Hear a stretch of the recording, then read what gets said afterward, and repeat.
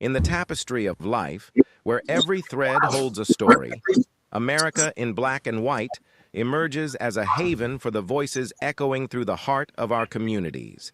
In this podcast, we wade through the rivers of our collective experiences, celebrating the vibrant hues of change brought forth by the whispers of hope and the roars of action. It's more than just a conversation. It's a journey into the heart of our society, illuminated by the light of those daring to dream and do. Join us, and let your voice be the melody that guides us toward a dawn where every color finds its place in the masterpiece of our shared destiny. Together, let's paint a future brimming with the positives that dwell in our minds and the actions that shape our world. Before we begin today's program, before the commentary, before the conversation, before anything else, there is something that must be said. Something that deserves more than a passing mention.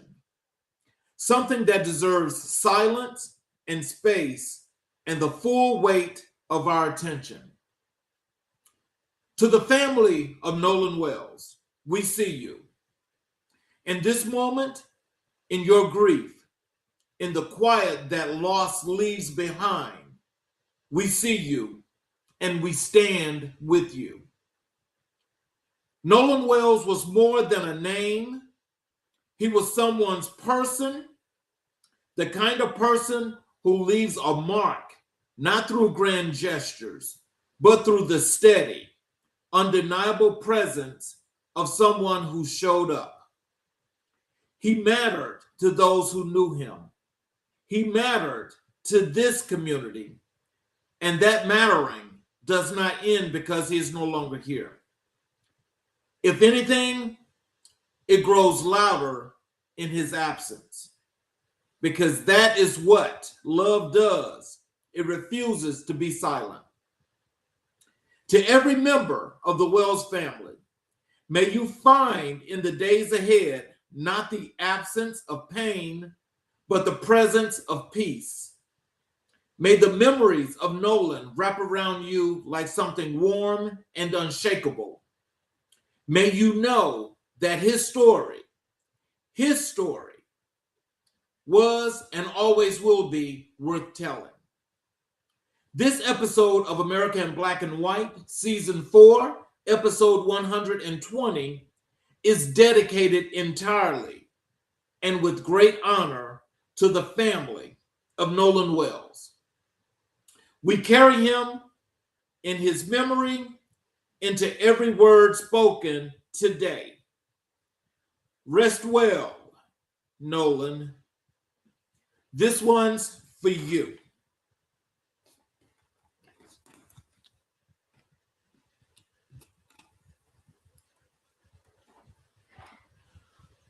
You are tuned in to American Black and White, the show that doesn't blink, doesn't fold, and doesn't let the country off the hook. I'm your host, Charles Zachary King, and today we go deep. This is Season 4, Episode 120, a solo show, just me, this mic, and the truth. And if you know how we do it at AMIBW, then you already know we don't water anything down. Today on the program, we're talking culture, the state of Black America in the summer of 2026, what the media is getting wrong, what the money is still missing, and what the next generation is demanding, whether the world is ready or not. We're talking sports, because the game is never just a game. We'll break down what's happening on the court, on the field, and the boardrooms where the real decisions get made. We have show updates. Some things happen in AMIBW, in the AMIBW world that you need to know about. And before all of that, this episode carries something heavier and more meaningful than any take or any talking point.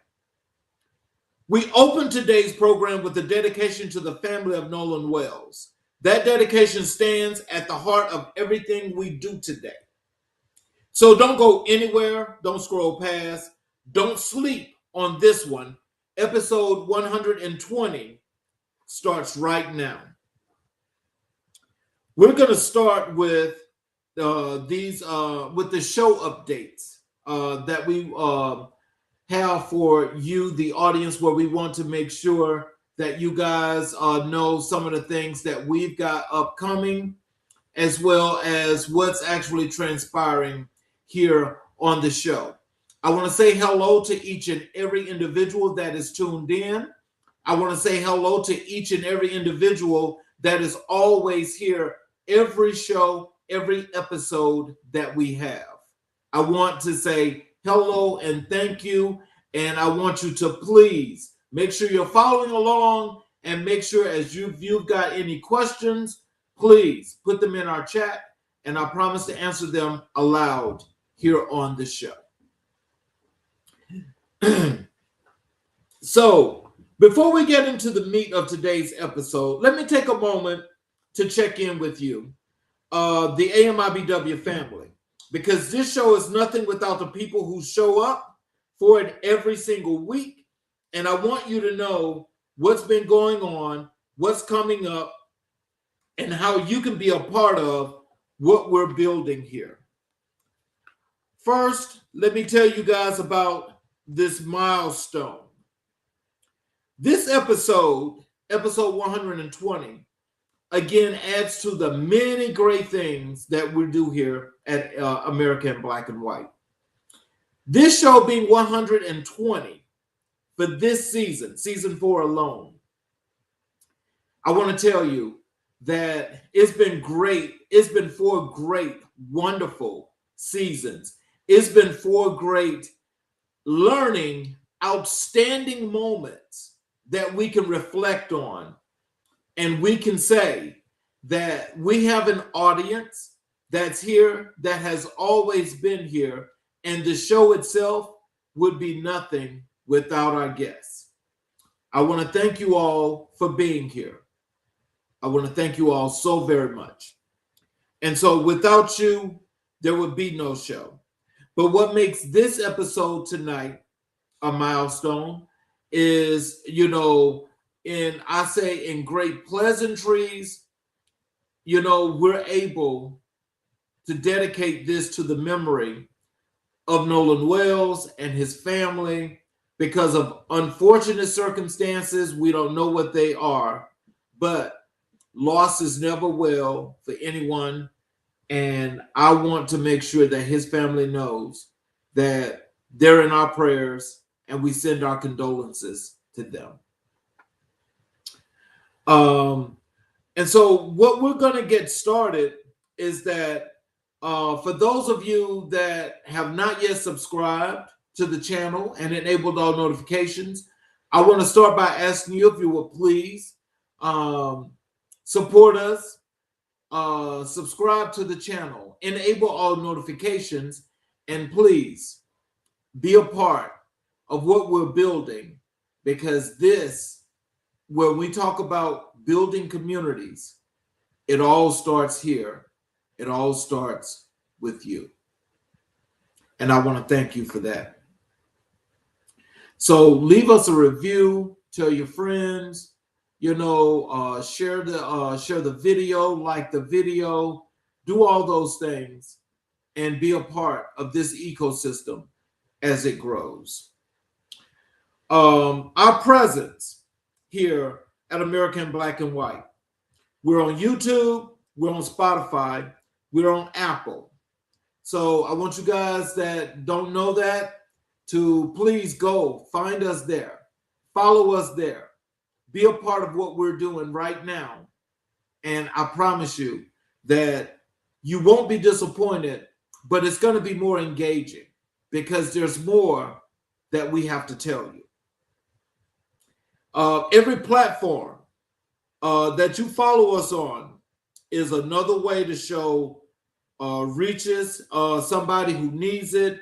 We're building something here, and every subscriber, every follower, every share is a brick in that foundation. So what's ahead in season 4? We're not done.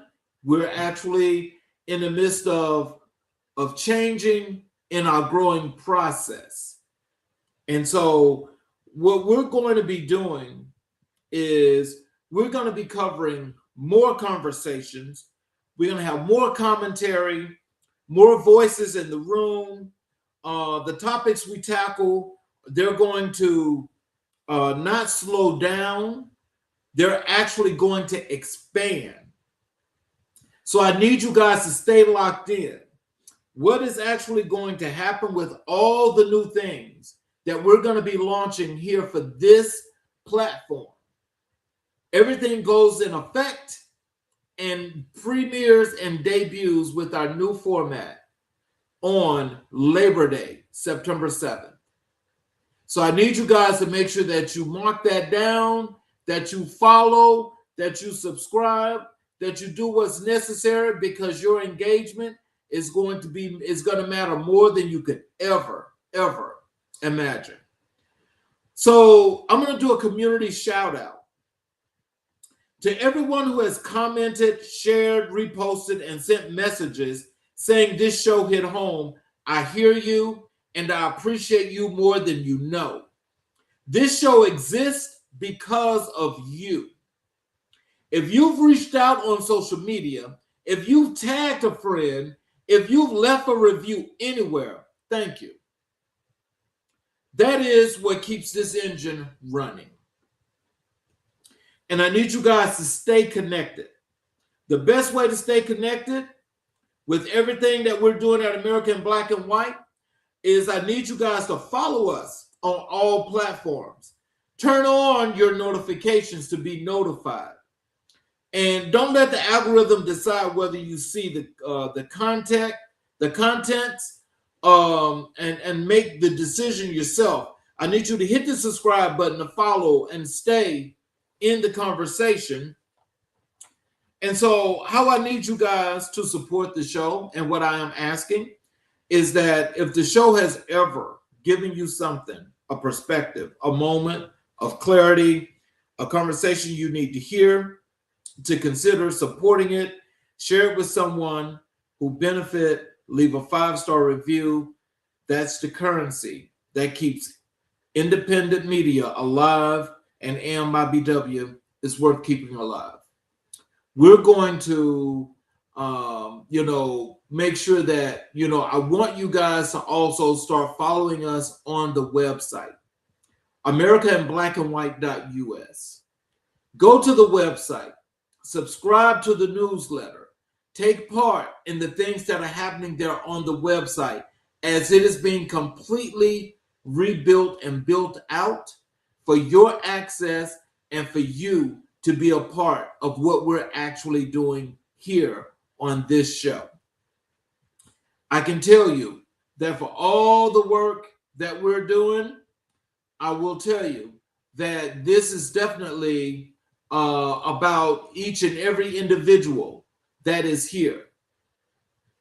This is about each and every last one of you, and I want to tell you how much I appreciate you, because what we're going to be doing next is, I'll tell you, I need you guys to start following us and going to the website. Please check out the website, because the website itself is going to start, it'll probably be before then, but the website itself, you guys will be able to catch the show there on the website. Our special events, you guys are going to be able to catch those on the website. And believe me, there will be plenty, I mean plenty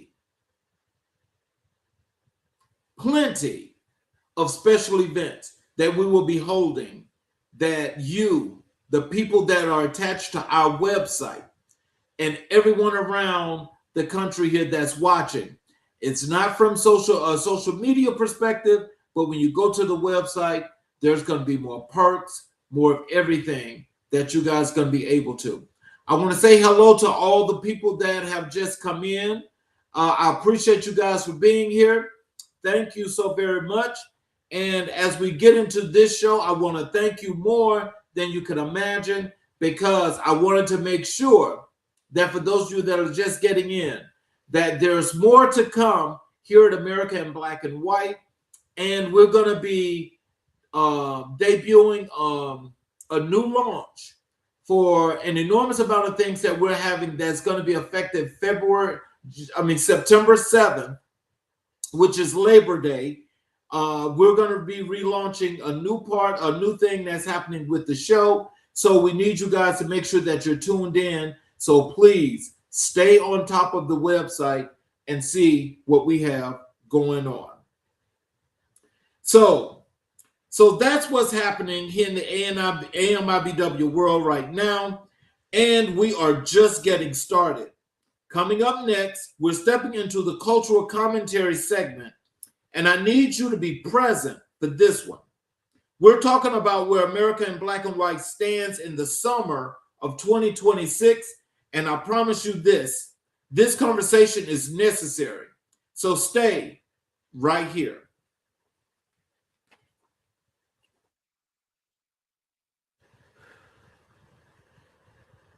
So as we get here into our cultural commentary here, I wanted to be clear about something. America in 2026 is not post-racial. It is not post-tension, and it is certainly not post-conversation. What it is a country still working out the terms of its own contradictions. And Black America is still, as it has always been, standing at the center of the reckoning. Today, I want to talk about the cultural landscape, specifically through our lens, the Black American lens, because what I'm seeing right now deserves more than a tweet. It deserves a real conversation. So let's have it. So Black faces are more visible than ever across streaming network television and mainstream media. But visibility is not the same as power, ownership, or narrative control. And so what that means is that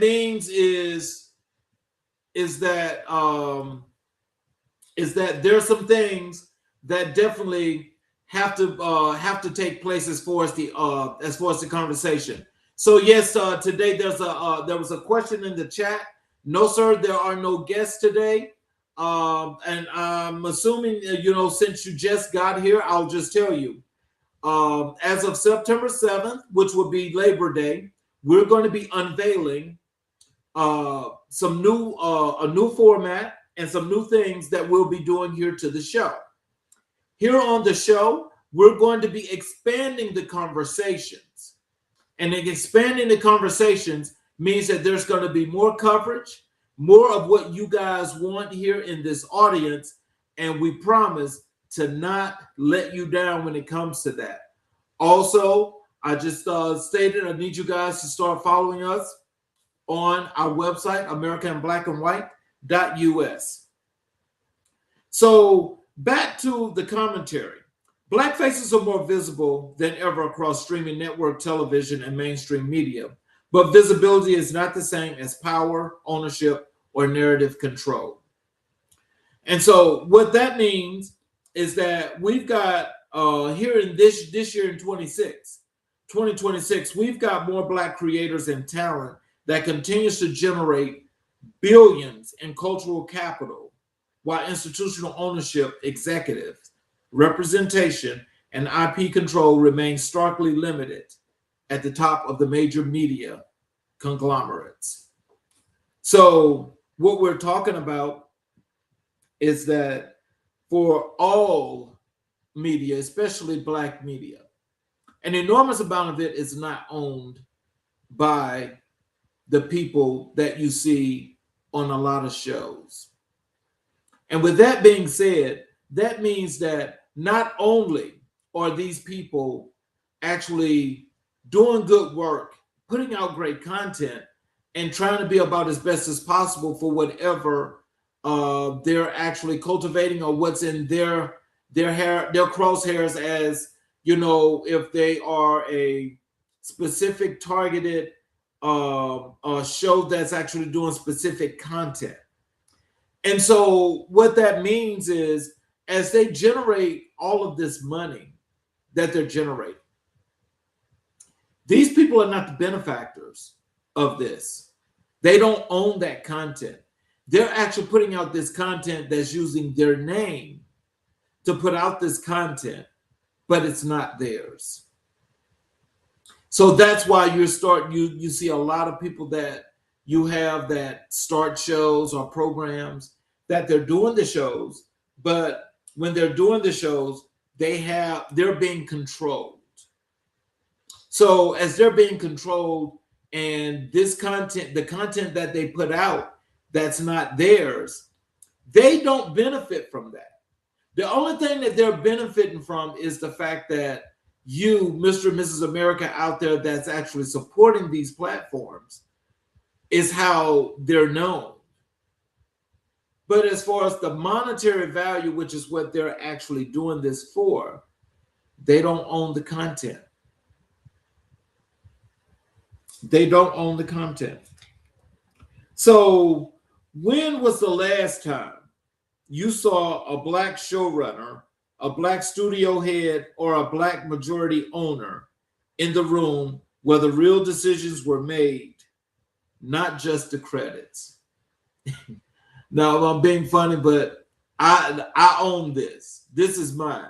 So I just wanted to throw that rhetorical question out there for you, because not many of those people that you're looking at can actually say that they own their content, because they don't. Now, this is not a put down. What this is saying is that we need more ownership when it comes to black media. And black media has to get better in its content, because not being a monolith, and having so many variations to things that's being done that's from a cultural perspective, we've got to get better in putting out this content or connecting with people in the community. Because if you're not connecting with people in the community, then you're still lacking. So we've got to do something to make this a better situation, because by what's actually happening right now, let me tell you, when I see stories that fly across the electronic media, that is here on social media, that media could be a whole lot better. It could be delivered a whole lot better. But what happens when we don't? What happens if we don't? This is what I'm talking about. Because if there's no ownership, that means there's no control. Some of you all have much larger platforms than me. It's amazing that you have those platforms, but what your audience don't know is that you don't own that content. We'll get into that a little bit later, because, there's some interesting situations that have taken place that I think a lot of people need to understand what I'm talking about when I speak this about media and about the black media market, because it means just that much.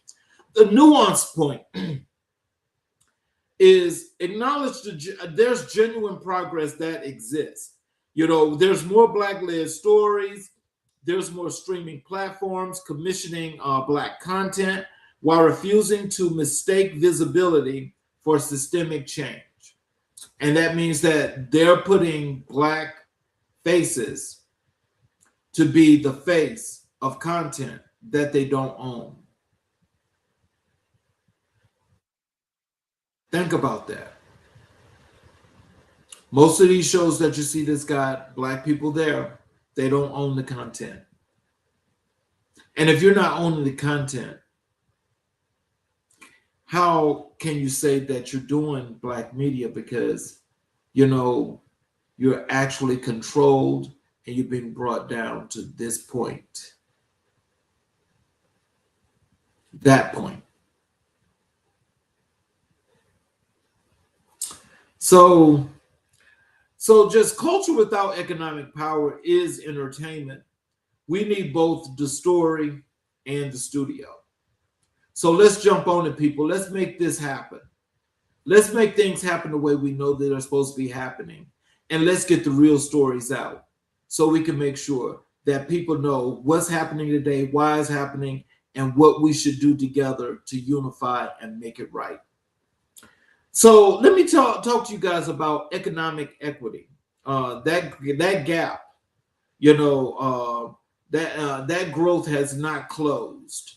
I mean, it's actually getting wider and wider as we speak. So the wealth gap between Black and white American households remains one of the most persistent structural failures in the country's economic history. And the summer of 2026 has offered no shortage of data to prove it. This is a story that we'll be talking about most likely forever, because we will never be able to catch up in this lifetime when it comes to this. And I'm putting this out because I just want you to know that unless we start unifying, coming together as a community, and we start building our communities together, this is our starting point. That will be our base. This is where we need to start at. So I think we need to start thinking about that, because, now a lot of us on the other side of being a senior citizen, has got an enormous amount of things that not only do you have to think about when we talk about economic equity, there's just so many things that goes into that. You've got employment, you've got family, you've got education. All of those things go into a factor into economic equity. But if there's not a lot of that, then what do we do? See, there's a lot that we can't do, but there are some things that we can do to start this path. We need to start this path by, as I said, by unifying. I mean, I think pretty much, when we live in this country today, it's rich versus poor. And so pretty much we know what rich looks like, that top 1%. But what about the people that are on the bottom? Why are we not unified?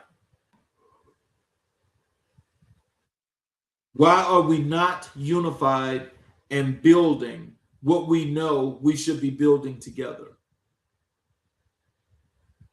Because actually the country's on a brink. And being on the brink is like one of the worst things we could ever imagine when it comes to this. It's really a horrible thing. But there are things that we can do to make this better. Key observations is there's record levels of Black entrepreneurship and a growing Black professional class. Median Black households' wealth continues to lag significantly behind the white median household wealth, a gap driven not by effort or ambition, but by structural barriers in housing, credit, inheritance, and institutional access. So that in itself is telling you that, despite what some may see as progress, there's still a lot of regression. There are still an enormous amount of things that are not happening, and we got people that are still facing the same issue over and over and over again. But it gets so sad that so many people that live in the same community that face those same harsh realities where it's happening, it's happening, it's happening, it's happening. We have got to do something to change this. We have got to make this a whole lot better.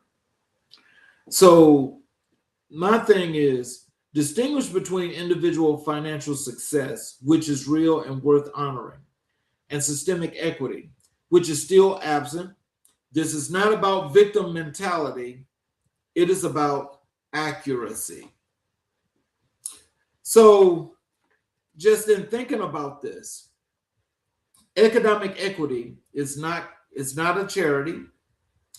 It is accountability, and this country owes that conversation more honestly than it is currently offering. So I'll just leave you with that to think about that. Let's talk about generational identity.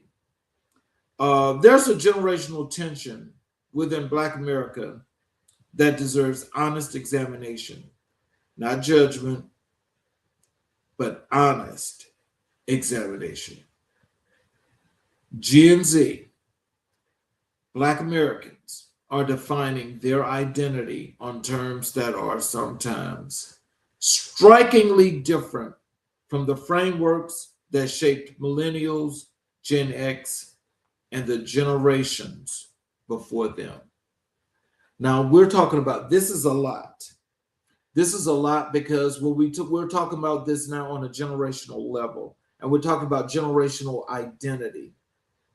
And when we talk about generational identity, there's lots and lots of issues there when it comes to individuals, because everybody look at this and face this in a separate but different way as to how things are going to be in their lives, how they see things in their lives. And so I just want you guys to understand that as we talk about this, again, this is something that we all should think about, each and every individual, for how conversations like this affect us. But when we think about how it affects us, we then have to look out into our family, our households, our families, our communities, our friends, our relatives, and then the world. So it only gets wider. So as this is happening, how do we take on this generational identity? And we come up with a way of not just having an actionable plan, but sticking with it. Some observations.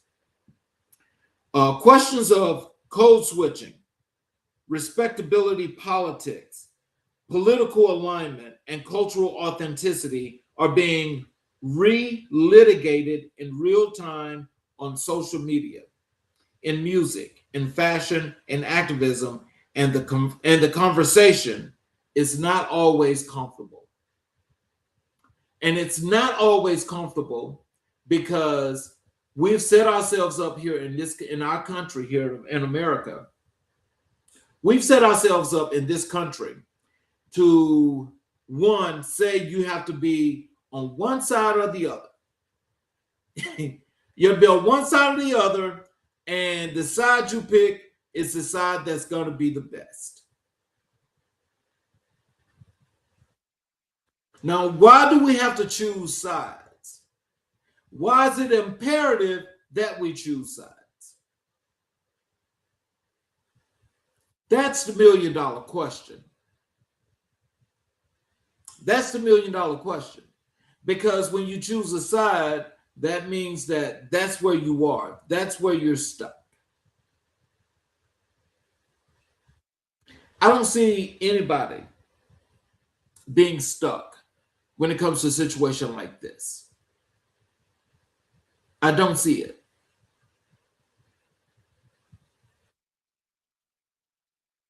Because when you got a child that's grown up and don't understand or know how he or she is classified, from their generational identity. That is a problem. And we're now here in the 21st century. And we're still talking about generational identity. No, that's not the way that works. We can't have that. We have to do better. We have to do better. We know who we're born to. We know where we live. We know our communities. We know our schools. We know our doctors. We should not be having this conversation, which needs to be had here in America, here in the 21st century. Every generation of Black America has had to define itself for itself. That is not a crisis. That is the tradition. Let that sit as you think about it. Let that sit.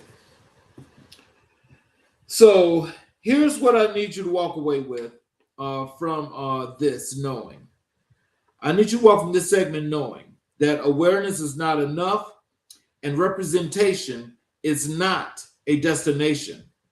Black America in the summer of 2026 is talented, creative, resilient, hungry, and it deserves systems, structures, and intuitions that match its energy. We don't need permission to be great. We never did, but we do need to keep demanding the access, the ownership, and the equity that greatness requires. That is the cultural call to action for the moment.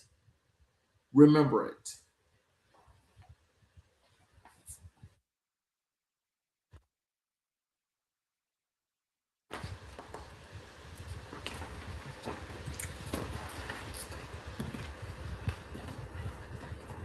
Let me take a moment to speak directly to the brands, organizations, and institutions listening, or to anyone who knows someone who should be listening. American Black and White is not just a podcast. It is a platform with purpose. Season 4 is well underway, and the audience that has gathered around this show, loyal, engaged, culturally invested, and growing, represents one of the most valuable audiences in independent media today. Our listeners are Black Americans and allies who pay attention. They make decisions about where they shop, what they support, which brands they trust, and which ones they don't. They are professionals, parents, entrepreneurs, students, and community leaders. They are not passive consumers. They are active advocates. And when they believe in something, they bring their community with them.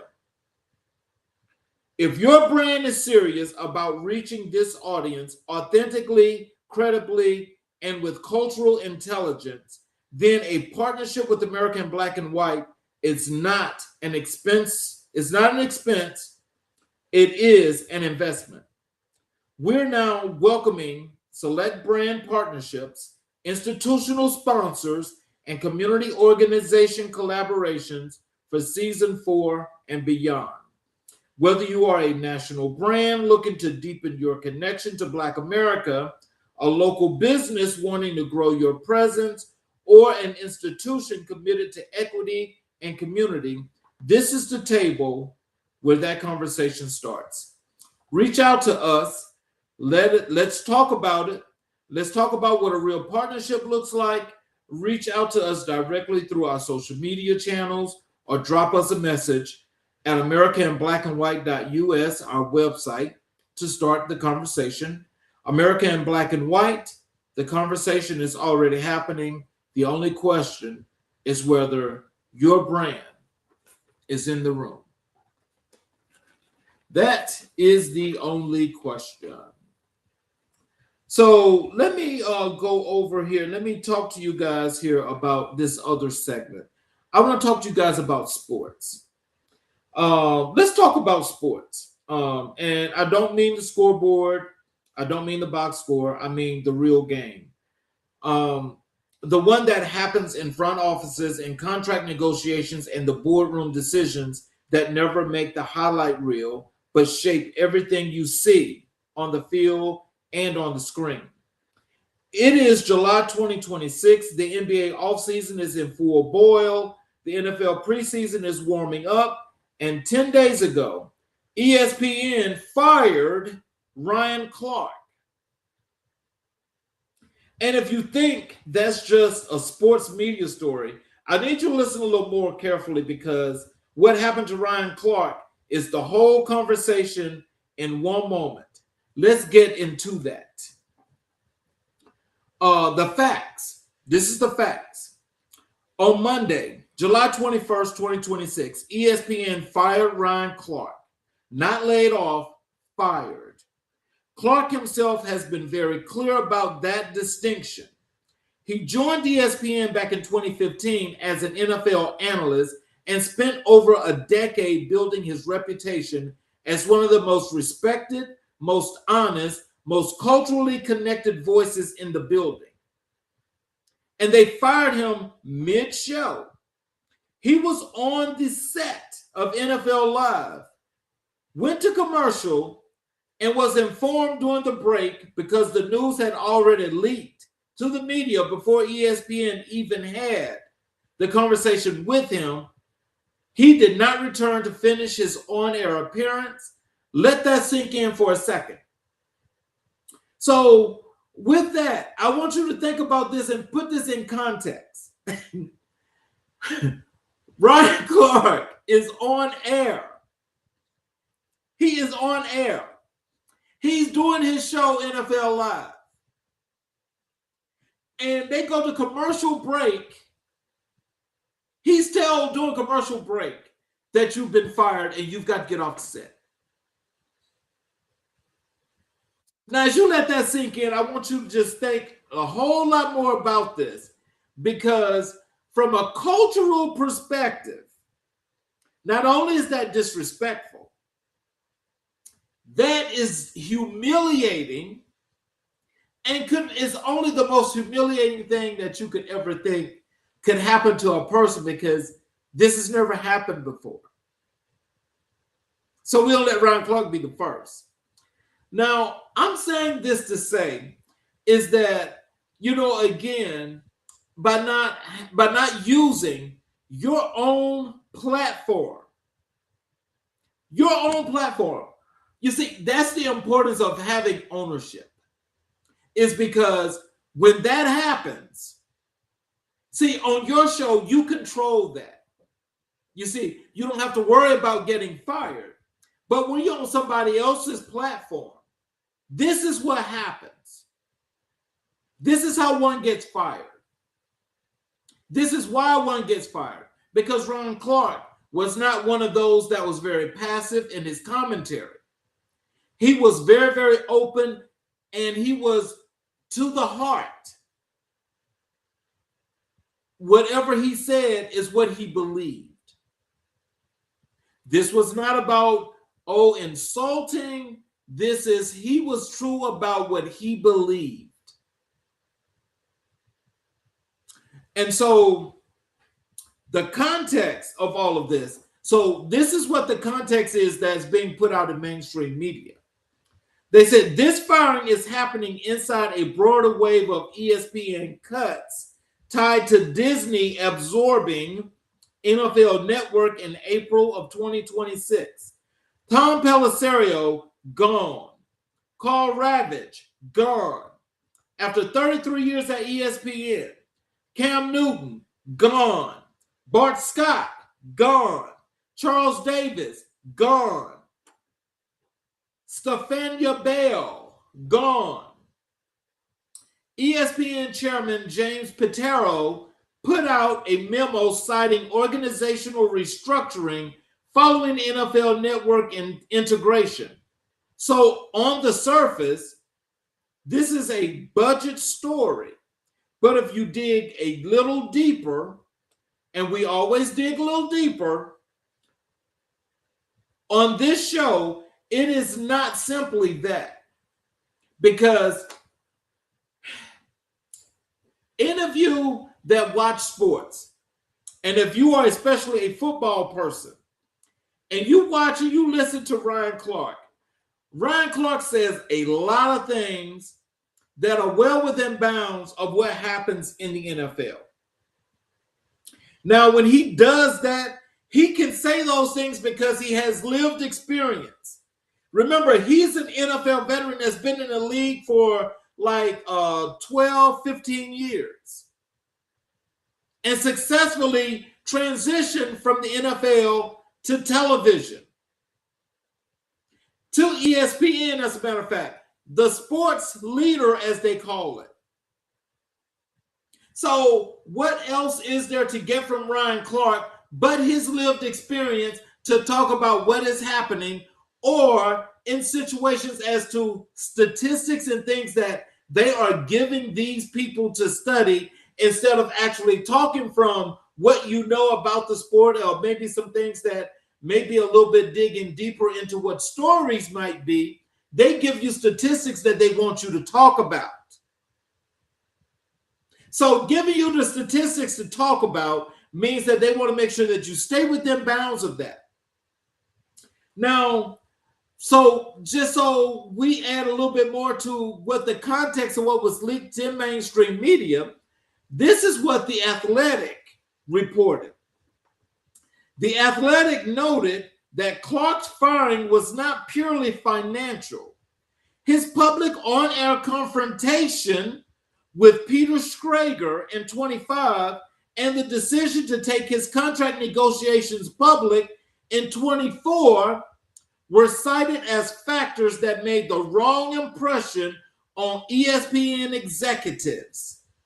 In other words, he was too vocal, too public, too willing to handle his business in the open rather than behind closed doors like ESPN preferred.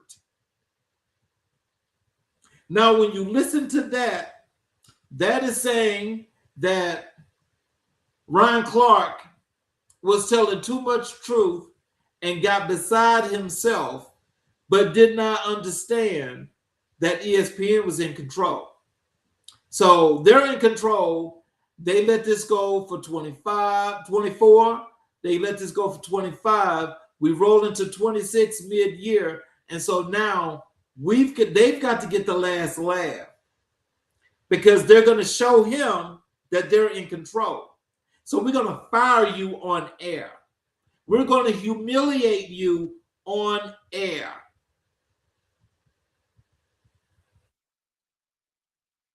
This is what they did. So I'm just, as this is going out, I just want people to understand. How many of you are still supporting ESPN? How many of you are still supporting ESPN? Now, I'm going to tell you honestly, 5 years ago, I've seen a lot of things on that show. I got fed up with watching that network. I canned that subscription I had. The writing was on the wall 5 years ago what the change was going to be. Some of these guys just did not take it that serious. But you know, Cam Newton said it best, because Cam Newton made the statement on his show. Now, he owns his platform. He did not let ESPN buy his platform or give him a platform. Cam Newton owns his own platform. And he made the statement that unless you own your own platform, you are not going to survive being who you are on air on somebody else's. That is what he said. Now, I'm not quoting him verbatim. I'm just giving you the gist. So let me just tell you my take.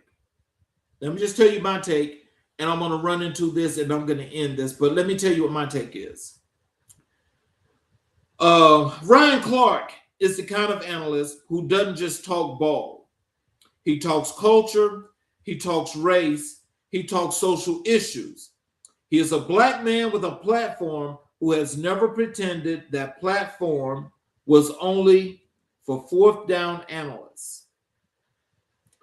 And that is exactly the kind of voice that makes certain people uncomfortable. So the question this show needs to ask is this: is ESPN cutting costs or is ESPN trimming voices? Remember, is ESPN trimming voices? Because there's a difference between a budget cut and a choice. And when the people who get cut are disproportionately the ones who speak loudest about social and political reality, that is not a coincidence. That is a pattern. So that is to say, this has happened more and more at ESPN. Folk have been fired at ESPN, just not like Ryan Clark was fired at ESPN. So you see, unless you are a particular, there's a particular voice there that's loud and obnoxious, but it's loud and obnoxious in the opposite direction. They don't mess with that because that is something that can do its work without having to have a real authentic person talk truth to their lived experience and their real life experience. And so the disrespect of all of this is, I keep coming back to, how you tell a man he's fired during a commercial break, mid-show, after the news has already hit the internet. That is not a business decision. That is a statement. Whether they intended it that way or not, that is the message it sends. And Ryan Clark, to his absolute credit, responded with class. He sent prayers to everyone affected. He posted a workout video, and he did not fold. He did not quit. He was not quiet. He didn't go quiet. He made it clear that this chapter does not define his story. And it don't define his story because he has a podcast that's got followers, and I'm sure that he's going to continue to get followers. But what that does is that despite what ESPN thought, how they humiliated him, they only made it better for him. And I think that a lot of people, especially those that look like Ryan Clark, should be thinking in the same form, however you want to look at it, is that why not get together, unify, and form your own network? Why not form your own network? You guys have got the following. Most of you guys have got the following. You guys still got the access to sports. You still got the access. Why not take advantage of that?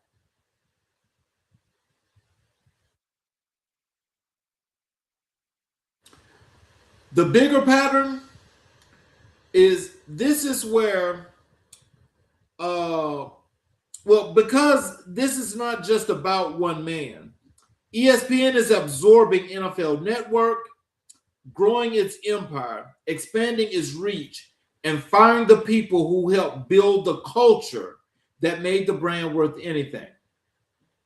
You're getting bigger, you're getting wealthier, and you're showing the black analysts who told the truth on your platform the door. That is worth naming, and that is definitely worth more than a headline. And it's worth more than a headline because I want you to think about this. People can do many, many things. People that own businesses, here in America, everything is what we call capitalism. And again, These are issues that are being sown so through the fabric of this country that is causing people to lose sight on the real pointed part of being human, of having a moral compass, of having a moral clause.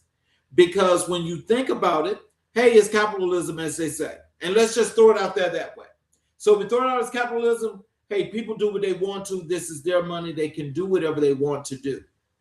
But when you do whatever you want to do, you don't do this at the expense of humiliating someone else and to use their likeness for as long as you did to gain ground, to gain an advantage, and then say, I don't need you anymore. Bye.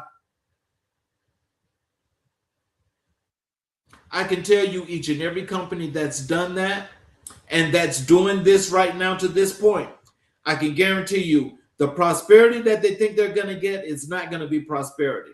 Because I can guarantee you that as many folk that are fans of Ryan Clark and others that were there at ESPN, and they're looking at this kind of madness that's taking place, nobody's crazy. Everybody knows the writing on the wall there. Stop blaming that on budget cuts. Be grown men and stick to what you're trying to do and why you're doing it. You see, when Ryan Clark got fired, how about Pat McAfee got a new huge contract? How about Stephen A. Smith gets an addition to his contract?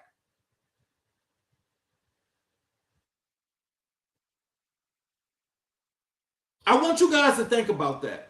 What's the budgetary issue if these people are getting more and more money? It sounds like to me that these are the main two catalysts that are carrying the water. That's what it sounds like to me. I mean, and so we'll be talking more and more about sports as we go into the future of the show. But I mean, I just want to know, what do you guys really think about that? Because, there's something wrong with that. There's something wrong with that. And what's wrong with it to me is that, again, if you don't understand, as I said in that last segment, about what code switching is and how you need to code switch if you want to stay within particular organizations, you got a problem. Because if you go there and you want to be authentically you and you look like me, that's going to be a problem. They're not going to have that.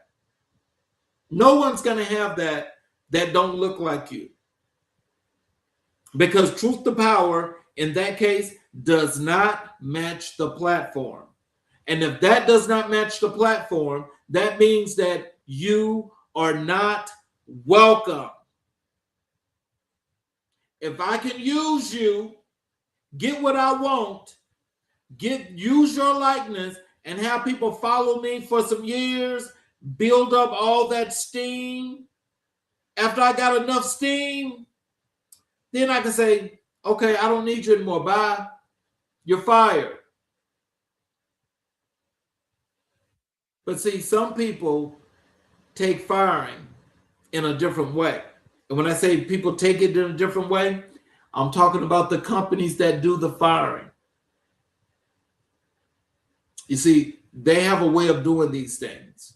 But again, we'll see how this plays out, because I'm definitely following this story, because I want to know the exact reason and get as much up into ESPN business as I can to find out exactly why did this transpire the way it did for Ryan Clark. Look, let's talk about the quarterback conversation that's continuing in the NFL. Now, this is one of the things that got Ryan Clark in trouble. And it got him in trouble because, he said some things about the quarterbacks that that most people at ESPN, handle with kid gloves. They put bubbles around them and they protect them at any cost.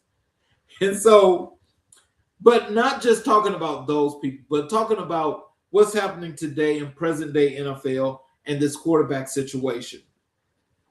As the NFL kicks into preseason mode in the summer of 2026, the ongoing conversation about Black quarterbacks, coaching diversity, and front office representation has not lost a step. If anything, it has accelerated. So let me tell you about some observations here that I've made before I give you my take. The observations that I've seen was the Rooney Rule has been on the books for over 2 decades. Black quarterbacks have won 2 Super Bowls, earned MVP awards, and transformed the position. And yet the pipeline to head coaching and general manager roles for Black professionals in the NFL remains disproportionately narrow relative to the player workforce it serves. 80% of the players in the NFL are Black. That's just the gist. That's just the gist. Okay? So now with that, and you've got maybe 5 general managers. Because see, this is like ugly. You've got like 5 general managers, and I think maybe 6, 7, 8 head coaches. But you got 80% of the workforce is Black. 80%. I want you to let that sink in. Come on, sports fans. Come on, sports fans. I need y'all to stay with me. I need some comments in that chat, because where I'm going, you know where I'm going, because it's true. But most of you continuously to support this kind of foolishness. My take on this is we keep having the same conversation at the end of every hiring cycle. Teams talk about diversity, they talk about process, and then the names that get announced look exactly like the names that got announced 5 years ago. That's not a pipeline problem. That's a preference problem. That's a preference problem. But to even go back to something that I missed is that the Rooney Rule, now remember, we got the state of Florida that's got 3 teams. They've got the Dolphins, they've got the Buccaneers, and they've got the Jaguars. They got 3 teams. How about the, I think it's the state attorney general, the state attorney is bumping heads with the NFL when it comes to the Rooney Rule, because he says that diversity in the state of Florida is non-existent, and that violates Florida state laws. Now, here's my question to the fans in Florida and the NFL fans in general. With that happening, and they're taking the NFL to court over this, are you guys going to stop being fans? Are the owners of those teams going to move their teams to other states? This is something that you need to think about. This ain't me. This is the NFL, and this is what's happening in the state of Florida. What should happen about that?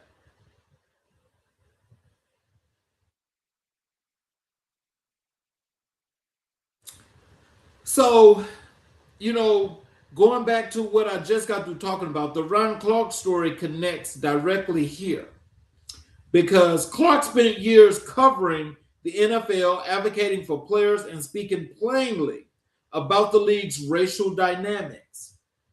His firing is a reminder that the same power structures that limit Black coaches and executives in the NFL also shape which Black analysts get to stay in the room to cover those stories.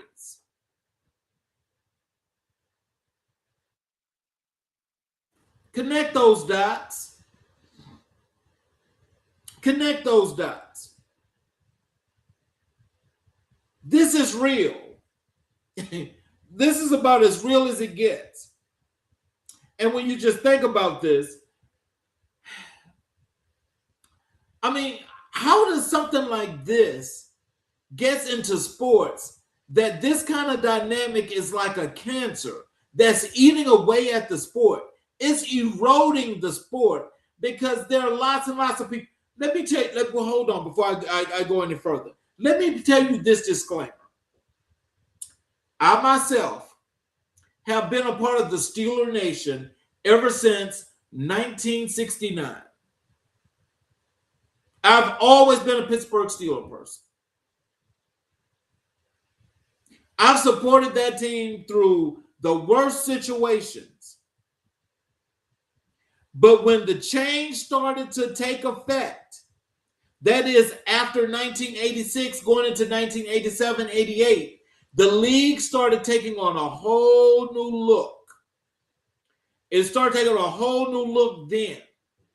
It took me until the year of 2000 to realize that the league had become poisonous. And you could see it.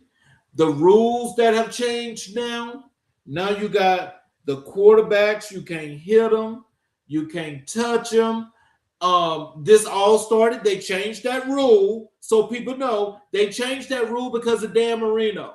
Dan Marino would get hit, and Dan Marino would complain to the NFL officials that this is like after his second, third year in the league. What they did, they went to the spring meetings, and they came up with the rule that you can no longer hit the quarterback in this particular way. You can't hit him when it looks like you're going low to the knee. That was the start of that. Marino was in that class in 1983. So this is what I'm saying to you. 86, 87, 88, along that time frame, the rules started to changing. And so now it's basically like, you had real football where all these players were actually, in order to get in the Hall of Fame, you had to be a part of championship caliber teams. You had to have won championships. Now we're talking about this quarterback position. And when I look at the quarterback position today, I can honestly tell you that as I look at quarterbacks that are, especially the ones of African-American persuasion, my top two, regardless of the case, this is of the entire quarterback class. My top two is Patrick Mahomes and Jalen Hurts. It gets no better than the two of them. They do one thing, that's win. They win. Mahomes has had more of a dynamic team than Hurts did, even though Hurts has won the Super Bowl against Mahomes. That team had a different dynamic, but it had a power dynamic to it. But when we talk about quarterbacks today, and we talk about the last part of quarterbacks now that they're just thrown in the NFL, thrown into the Hall of Fame, it does not require now for you to win championships and be a Hall of Fame quarterback. You now just have to have stats. You have to have these 4,000-yard seasons every year. You can have 25 touchdowns and 35 interceptions. That don't matter. But as long as the analysts when they speak advocacy and they advocate for certain quarterbacks, these are the quarterbacks that get favor. These are the ones that every year, include this year, they throw these folks talking about some of the top 10 quarterbacks, and they are the constant reminder, because I've got to say this, and you've got so many folk that follow the NFL, the reminder is, why are y'all so hating on Jalen Hurts? Jalen Hurts has got to be the most dynamic quarterback in the NFL. I've never seen the situation that happened to this young man. 3 years at Alabama, 3 different offensive coordinators. Then he goes to Oklahoma, another offensive coordinator. He comes into Philadelphia, and Philadelphia, for these first 5 years of his career, don't even keep the same coordinator every year. So that means that Jalen Hurts has played under 9 different offensive coordinators in his college and professional days but yet and still, he's so dynamic that he still wins, has won a Super Bowl, appeared in 2 Super Bowls, but yet and still, you hear people talk about Joe Burrow, Josh Allen, Justin Herbert, Lamar Jackson, and they're saying that they are the best quarterbacks in the league, but neither of them, other than Joe Burrow, have had the opportunity to play a Super Bowl. And that was one time, and that was by chance his rookie season when they fell ass backwards into getting into the Super Bowl by getting that lucky opportunity of beating Kansas City in Kansas City. Since then, has Joe Burrow even been to the playoffs? But they call him the best quarterback. They call Josh Allen the best quarterback. Josh Allen can't even get past the Kansas City Chiefs. They have never been to a Super Bowl, but he's the best quarterback. Now, I want you to, I'm going to tell you this, and this is me doing football history. Josh Allen has got Jim Kelly syndrome. Jim Kelly went to the Super Bowl 4 straight years with the Buffalo Bills and couldn't win 1 game. That tells you that he wasn't a big game quarterback. Josh Allen can't even get to the Super Bowl. He can't even, I think he's probably played in 1 championship game if he played in a championship game. Hadn't even made it to a Super Bowl. Lamar Jackson has never made it to a Super Bowl. Justin Herbert has only been in the playoffs 2 times, including last season. And each time, first round, he's out. Can't win a game. But Jalen Hurts has won, on average, 13 games a season, been to the Super Bowl twice, should have won both, but they won 1 Super Bowl. He's been there twice, and they say that he's not even a top 10 quarterback. Consistently winning 12, 13 games a year. That's on average for his time in Philadelphia. We know why that is, and that's because, as I say, you have advocates, and this is the NFL in conjunction with sports broadcasting as to who you hype up and who you tear down. Football fans need to get real about that, and they need to know that this is a real story. This is a real story. And so let me tell you about athlete advocacy here in 2026. One of the defining things of 2026 sports is the continuing pressure placed on Black athletes who choose to speak on issues beyond the game, and the double standard applied to them when they do. Here's the observation. When Black athletes speak on race, politics, or social justice, they are routinely told to stick to sports by the same media ecosystem that profits from their labor, likeness, and cultural identity. When those same conversations become profitable, those same voices go conspicuously quiet. So let me give you an offset to this, because I don't know if you guys remember when those 2 San Francisco 49er players, Joey Bosa and Brock Purdy, wearing the MAGA hats. Wearing the MAGA hats after a Thursday game. No punishment, no sit up and play football. They were able to do that. Is there a double standard? Tell me about it. I think it's more than a double standard. But you see, this is where when you create your own platform is yours. Do what you have to do. I'm not advocating for no player. Nope, not advocating for no player. But what I'm saying to you, and what I'm saying to you, the public, is that we have a problem here. And the problem is what's being interwoven into this system is more repression, oppression, and racism to the 15th degree. It wasn't even like this primarily after Reconstruction, really. This is really ramped up. Really ramped up.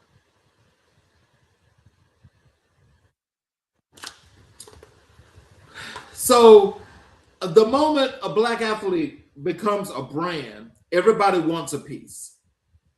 The moment that same athlete becomes a voice, a real voice on real issues, suddenly it's controversial. You cannot commodify blackness and then silence it.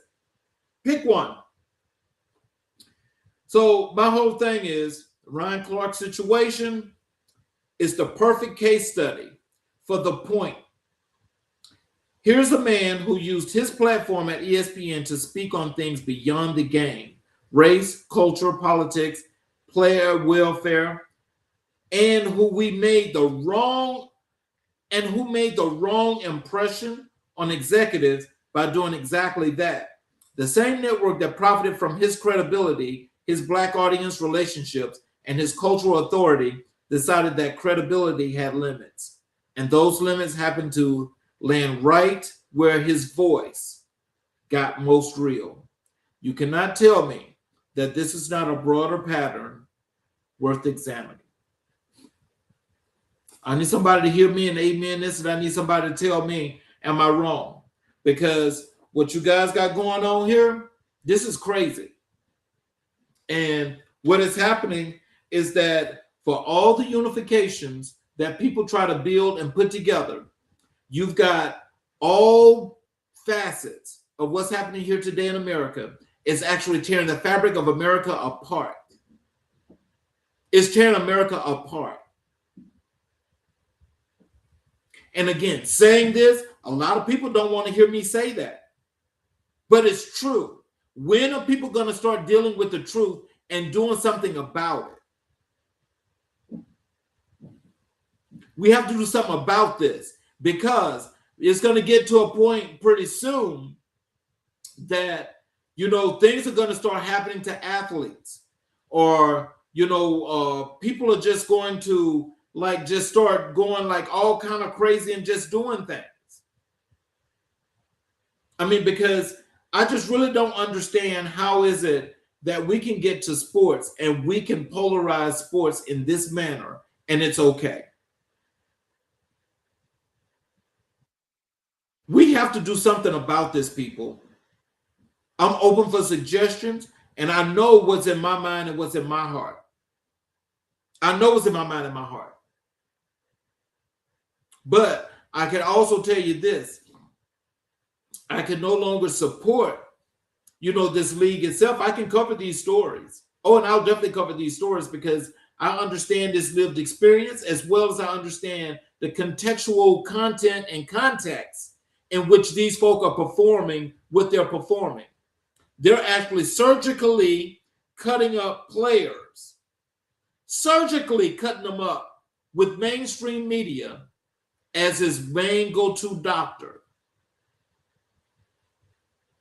I say this to players now, that's high school, college, and professional. Stop getting involved with mainstream media.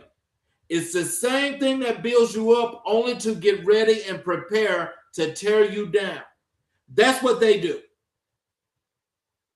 There's no consciousness, no realness about this media. None. Because those same players that you guys sit there, you give autographs to, you sit there, you give them interviews, those are the same people that's backstabbing you and went to the networks to tear you down. The very same people. So sports and culture in Black America are not separate conversations. They never have been. Muhammad Ali wasn't just a boxer. Colin Kaepernick wasn't just a quarterback. And the athletes of 26 are not just athletes. They are reflections of us, what we value, what we fight for, and what we refuse to accept. So when you watch the game this weekend, watch the whole game, not just play on the field. Watch the power. Watch the money. Watch who's in the booth, who's in the box, and who's making the decisions. That's where the real score is kept. So you'll know who is what. So I want to thank you all for being here. I appreciate the time that you all gave me. And I want you to remember, as I said to you earlier, please start going to the website, americainblackandwhite.us. Please check out the things that are there on the site. Subscribe to the newsletters. Make sure that you're going through the site thoroughly so you will not only see where our Spotify, the show on Spotify, will also come through the website. We're going to actually have the frame to where the show will be played live on the website via YouTube. You'll also get the opportunity to catch the show via the Apple Podcast. So I'm asking you guys to please just go and check out what's going on there, what's happening, because there's more and more that's going to be happening that I'll be releasing as we get closer to that date of September 7th, which is Labor Day. So for those of you that are watching, especially on our YouTube channels, if you have not yet subscribed, please subscribe and enable all notifications. And please, you'll be able to catch the shows when they go live. You'll be able to go back and watch all of the previous great shows. And you're also able to leave comments and feedback as much as you like. So let me do this closing monologue as we close for this wonderful weekend.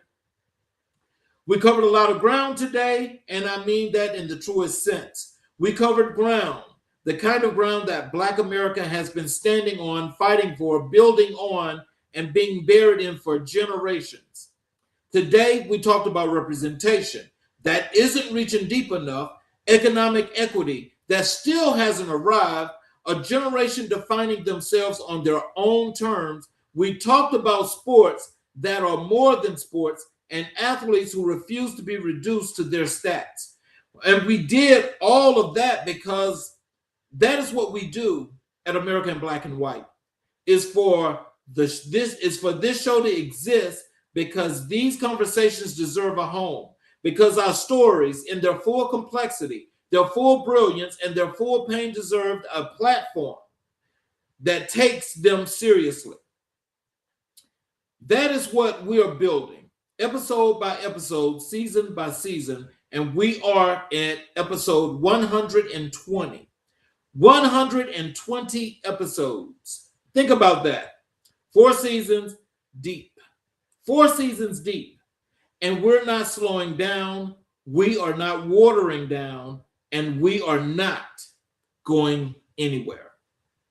But before I let you go, I need to return to where we started today, because some things are too important to leave at the top of the show and never come back to.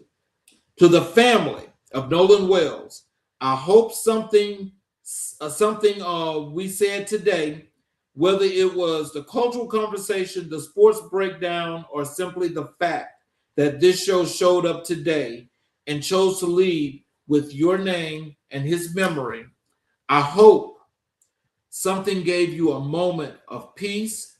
Grief is not a straight line. Grief is not a straight line. It doesn't follow a script, but love is consistent. And the love this community has for Nolan Wells and for you, his family, that is consistent too. We dedicated this episode to him, and we mean it, not as a courtesy, not as a formality, but as a promise that his name was spoken with care, with honor, and with the kind of attention his memory deserves. Rest well, Nolan. To everyone listening, thank you, genuinely. Whether this is for the first episode or you've been with us since season 1, thank you for being here. This show is yours as much as it is mine. Share it. Leave a review. Follow us on all platforms. Tell somebody about American Black and White, because the more people in the room, the louder the conversation, and this conversation needs to be loud. I'm your host, Charles Zachary King. This has been American Black and White, Season 4, Episode 120, a solo show, a dedication, a conversation that matters. Until the next time, stay informed, stay grounded, and stay Black. And please, check us out tomorrow on Changing Trends and Times at 2 p.m. Eastern Time tomorrow as we continue our healthcare series with episode 3. We will see you guys tomorrow.